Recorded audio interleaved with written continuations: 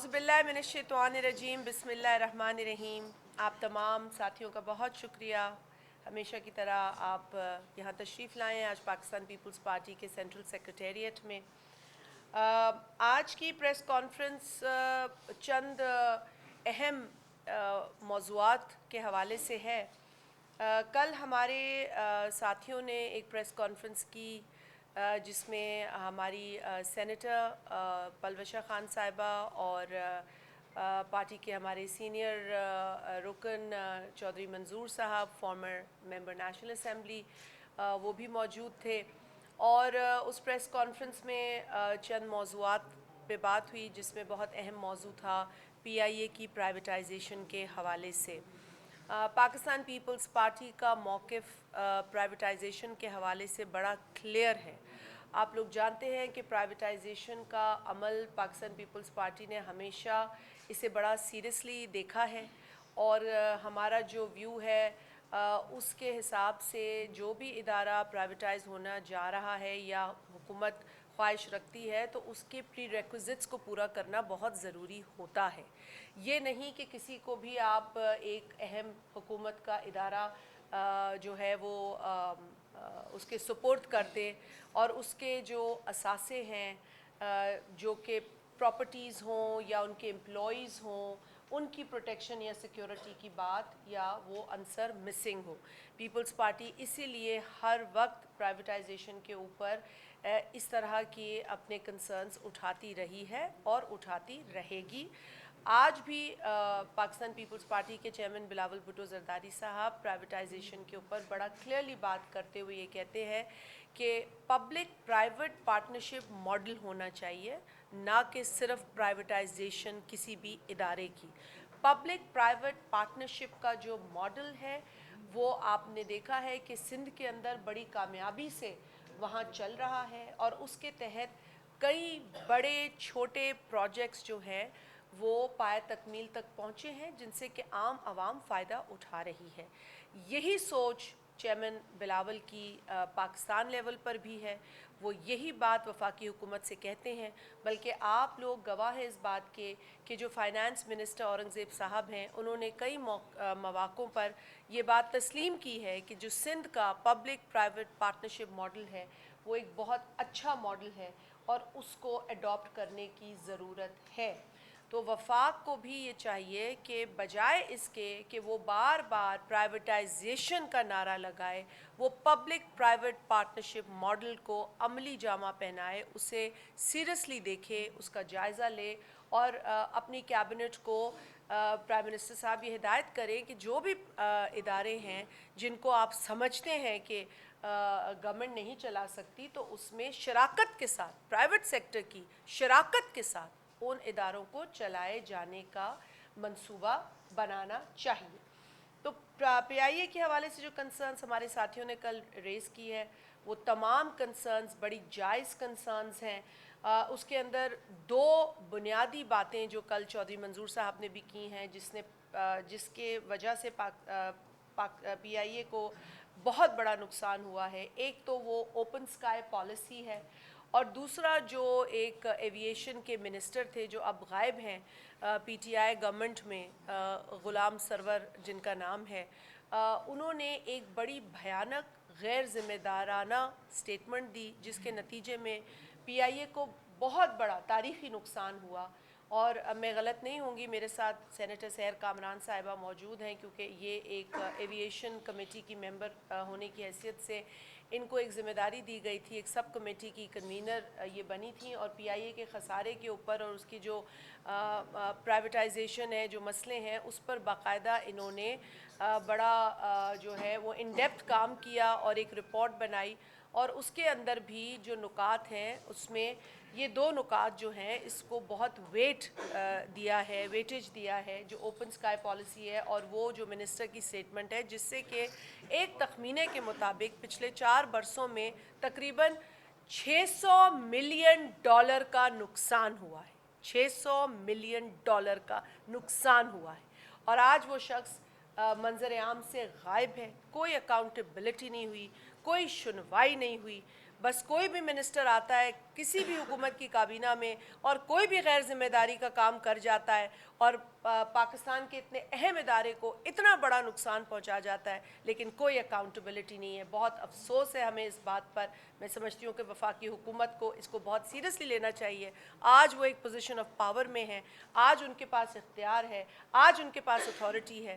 ان کو یہ سوال پوچھنا چاہیے اس فارمر منسٹر سے، اس کی سنوائی ہونی چاہیے۔ اس طرح کسی کو بھی نیشنل اداروں کے ساتھ کھلواڑ کرنے کا حق نہیں دینا چاہیے۔ نہ صرف ادارے کو نقصان ہوا بلکہ وہ گھرانے جن کو نقصان پہنچا ہے، وہ جو ہیومن سٹوریز ہیں، وہ جو انسانی تکلیف ہے جو اس تمام اسٹیٹمنٹ کے نتیجے میں پیش آئی، کتنے لوگوں کا روزگار چھن گیا، کتنے پائلٹس ہمارے بے روزگار ہو گئے، ان کے چولہے بجھ گئے اور کئی تو اپنی طبیعت کی ناسازی کے باعث انتقال کر گئے۔ تو اس کا کون حساب لے گا؟ یہ حساب بھی بنتا ہے، یہ حساب لینا چاہیے۔ صرف پی آئی اے کو پرائیویٹائزیشن کا نعرہ لگا کر اس سے ہاتھ جو ہے وہ چھڑوانے نہیں چاہیے۔ پی آئی اے کو کس نے نقصان پہنچایا، ان سوالات کے جواب ملنے چاہیے۔ پی آئی اے کو ایک دن میں نقصان نہیں پہنچایا گیا، بتدریج نقصان پہنچایا گیا ہے۔ اور میں یہ کہنے میں حق بجانب ہوں گی کہ اگر پی آئی اے کو جان بوجھ کر نقصان دے کر اتنا کمزور کیا گیا کہ اس کی پرائیویٹائزیشن کو جسٹیفائی کیا جا سکے تو یہ غلط نہیں ہوگا۔ تو میں اسی لیے آپ لوگوں کے توسط سے ایک بار پھر جو پوزیشن میں بیٹھے ہیں اس وقت، جن کے پاس ایڈمنسٹریشن ہے، جن کے پاس اداروں کا کنٹرول ہے، اتھارٹی ہے، ان سے یہ میں ریکویسٹ کروں گی کہ خدارہ صرف پی آئی اے کو پرائیویٹائز کر کر آپ اپنی ذمہ داری سے بری نہیں ہوں۔ پی آئی اے کے جو نقصانات ہیں ان پر آپ باقاعدہ انویسٹیگیشن کریں۔ ایک رپورٹ سینیٹر سحر کامران نے اپنی سب کمیٹی کے ذریعے دی ہے، جو بدقسمتی سے مین کمیٹی جو ہے اس پر انٹرسٹڈ نہیں تھی، کیونکہ وہ آؤٹ کمز وہ نہیں تھے جو شاید لوگ سننا چاہتے تھے۔ کیونکہ اکثر یہ کہا جاتا ہے کہ جی امپلائیز نے بٹھا دیے پی آئی اے، ایسا بالکل نہیں ہے۔ یہ تاثر بالکل غلط ہے، یہ بالکل غلط تاثر ہے۔ پی آئی اے کے اندر ایک بڑی لمبی فہرست ہے جس کی وجہ سے آج پی آئی اے کا یہ حال ہے۔ ہم آگے چل کے اس پر بات بھی کریں گے۔ ان کے ایسٹس جس کا ذکر کل چودھری منظور صاحب نے بھی کیا، چاہے وہ بلو ایریا کا بکنگ آفس ہو یا پنڈی کا آفس ہو یا دیگر جگہوں کا آفس ہو۔ اب وہ پنڈی کے آفس کی رقم شاید وہ بتا رہے ہیں کہ 20 کروڑ روپے کی معمولی رقم بتا رہے ہیں، جو اربوں روپے کی لاگت کی ایک ملکیت ہے۔ اس طرح اربوں روپے کی لاگت کی جو تمام تر ملکیت ہے پی آئی اے کی، اس کو کس طریقے سے اس کا سودا کیا جا رہا ہے۔ 135 ارب روپے دکھائے جا رہے ہیں، جبکہ حقیقت یہ ہے کہ 10 ارب روپے میں یہ سودا کیا گیا۔ اتنا سارا جو قرضہ تھا وہ حوالے کیا گیا، اس کو قرضے کے بوجھ تلے دبایا گیا۔ اور بالکل میں سمجھتی ہوں چودھری منظور صاحب نے یہ بڑا اہم نقطہ اٹھایا کہ جو خسارہ ہے وہ نیشنلائز ہو رہا ہے، جو منافع ہے وہ پرائیویٹائز ہو رہا ہے، اور یہ بالکل بات درست ہے۔ اور اسی لیے پاکستان پیپلز پارٹی کی یہ بڑی سنگین اور جینوائن کنسرن ہے پی آئی اے کی پرائیویٹائزیشن کے عمل کے حوالے سے، جس کو کہ کیا جا رہا ہے لیکن ٹرانسپیرنسی نہیں نظر آ رہی ہے۔ ہمیں نہیں سمجھ آ رہی ہے کہ اس کا کیا فیوچر ہوگا۔ جو بلنڈرز ہیں، جب آپ اس کو تسلیم ہی نہیں کریں گے، آپ اس سے بات ہی نہیں کریں گے، اس سے آپ منہ چھپائیں گے، تو پھر آگے بہتری کیسے آئے گی؟ کیسے آپ بہتری لائیں گے؟ دوسرا اہم ایشو جو ہے وہ ہے لارج سکیل کٹنگ جو درختوں کی ہمارے کیپٹل میں ہو رہی ہے، اسلام آباد میں۔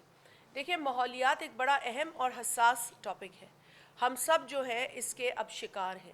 میں یہ غلط نہیں ہوں گی اگر کہوں کہ پاکستان کے تقریباً ہر حصے میں ہم نے کلائمیٹ چینج کے اثرات دیکھے ہیں۔ میرے ساتھ پاکستان پیپلز پارٹی کے سیکرٹری جنرل تشریف فرمائے پختونخوا میں، جہاں یہ مقیم ہے، ان کی رہائش ہے۔ پختونخوا کا صوبہ بھی اس سے بری ذمہ نہیں ہے، سندھ کا صوبہ بری ذمہ نہیں ہے۔ پنجاب میں آپ نے دیکھا کہ کتنی شدت کا وہاں پر فلڈ آیا اور کتنا نقصان وہاں پہ لوگوں کو ہوا۔ آج تک ہم سن رہے ہیں کہ کہانیاں ریہیبلیٹیشن، جو بہت لمبا پروسیس ہے، یہ آسان نہیں ہوتا۔ کلائمیٹ چینج کا بہت بڑی قیمت پاکستان ادا کر رہا ہے۔ جبکہ پاکستان جو ہے وہ سب سے زیادہ شکار ہونے والے ممالک میں ہے. One of the most vulnerable countries that has been hit by climate change, and yet ہماری جو کنٹریبیوشن ہے towards degradation of this climate وہ 1% بھی نہیں ہے. تو یہ بہت بڑی زیادتی پاکستان کے ساتھ ہو رہی ہے. اور پھر ہم اپنے ساتھ جو بہت بڑی زیادتی کر رہے ہیں وہ درخت پے در پے کاٹ کر ہزاروں کی تعداد میں تقریباً 30,000 کے قریب یہ درخت کاٹے گئے ہیں. اور کل ہم نے نیشنل اسمبلی کے فلور پہ یہ بات اٹھائی ہے. تمام جو جماعتیں ہیں وہاں کنسرن تھیں، بلکہ کالنگ اٹینشن نوٹسز بھی مختلف جماعتوں نے بشمول پاکستان پیپلز پارٹی کے، ہم نے بھی اس پہ کالنگ اٹینشن نوٹس ڈالا تھا.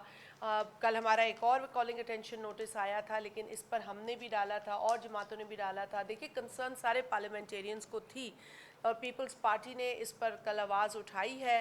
اور ہم نے وہاں پر یہ مطالبہ کیا چیئر سے کہ یہ اتنا اہم ایشو ہے کہ اس کو standing committee of climate change کو دینا چاہیے تاکہ وہاں اس پر بحث ہو. اس کے جو اس کے متعلق جو سوالات اٹھ رہے ہیں اس کے ہمیں جواب مل سکیں، ہمیں بتایا جائے کہ کیوں یہ درخت پے در پے کٹ رہے ہیں. لیکن وہاں پھر interior minister, state minister for interior نے جواب دینے جب شروع کیے تو انہوں نے کچھ ایسی باتیں کی جنہوں نے اور نئے سوالات کھڑے کر دیے. تو انہوں نے کبھی کہا جاتا ہے کہ جی پولن الرجی کی وجہ سے ہو رہا ہے. اب کل ایک اور تاثر پیدا ہو گیا کہ جی کچھ براؤن علاقہ ہے تو کچھ گرین علاقہ ہے، تو آپ نے کچھ براؤن رکھنا ہے اور کچھ گرین رکھنا ہے. At what cost? At the cost of your environment, at the cost of the urban planning, at the cost of biodiversity in your urban areas, at what cost? دیکھیں نہ صرف آج یہ پولیٹیکل پارٹیز آپ سے پوچھ رہی ہیں بلکہ آپ سے سول سوسائٹی بھی پوچھ رہی ہے. اور میں دیکھ رہی تھی کہ ورلڈ وائلڈ لائف فنڈ جو ہے WWF، اس نے بڑی سنگین کنسرنز کا اظہار کیا ہے اور انہوں نے باقاعدہ یہ کہا ہے کہ یہ بڑی بری بھونڈے طریقے سے درختوں کو کاٹا جا رہا ہے. اور یہ سمپلی کٹنگ نہیں ہے، یہ ایک ایسا عمل ہے جو کہ آپ کی انوائرمنٹل گورننس کو چیلنج کر رہا ہے، ٹرانسپیرنسی پہ سوال اٹھا رہا ہے، پبلک ہیلتھ کے حوالے سے. جتنے آپ درخت کاٹے ہیں آپ ہمیں بتائیں کہ اس کے عوض میں آپ نے کتنے درخت لگائے ہیں. یہ ہمیں دکھائی نہیں دے رہا. صرف